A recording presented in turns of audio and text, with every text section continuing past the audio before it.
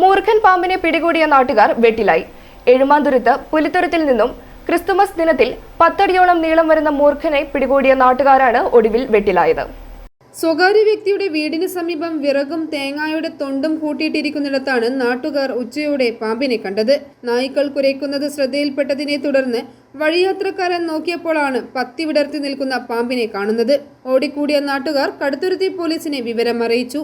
Police ഫയർഫോഴ്സിനെ വിളിക്കാൻ പറഞ്ഞ് ഒഴിവായി. ഫയർഫോഴ്സിൽ വിളിച്ചപ്പോൾ പാമ്പ് പിടുത്തക്കാരന്റെ ഫോൺ നമ്പർ നാട്ടുകാർക്ക് നൽകി ഫയർഫോഴ്സും ഒഴിവായി. തുടർന്ന് നാട്ടുകാർ വിളിച്ചതിനനുസരിച്ച് സ്ഥലത്തെത്തിയ പാമ്പ് പിടുത്തക്കാരൻ പാമ്പിനെ പിടികൂടി ചാക്കിലാക്കി നൽകിയ ശേഷം സ്ഥലം വിട്ടു.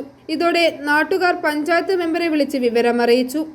മെമ്പർ വീണ്ടും പാമ്പിനെ പിടിച്ച കാര്യം അറിയിച്ച് പോലീസിനെ വിളിച്ചു. തുടർന്ന് പോലീസ് കോട്ടയത്തെ വനം വകുപ്പിന്റെ ഓഫീസിൽ വിളിച്ച് വിവരം അറിയിച്ചു. പോലീസ് നൽകിയതനുസരിച്ച് മെമ്പറെ വിളിച്ച ഫോറസ്റ്റ് പാമ്പിനെ പിടികൂടിയതാരാണെന്ന് ചോദിച്ചു. തങ്ങളല്ല പാമ്പ് പിടുത്തക്കാരനാണെന്ന് അറിയിച്ചതും പാമ്പിനെ പിടിച്ചയാളെ അറിയാതെ ഞങ്ങൾക്ക് വരാനാവില്ലെന്നുമുള്ള നിലപാടാണ് വനം വകുപ്പ് സ്വീകരിച്ചത്.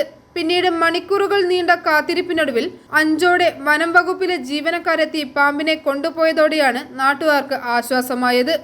i4 news, Ettumanoor.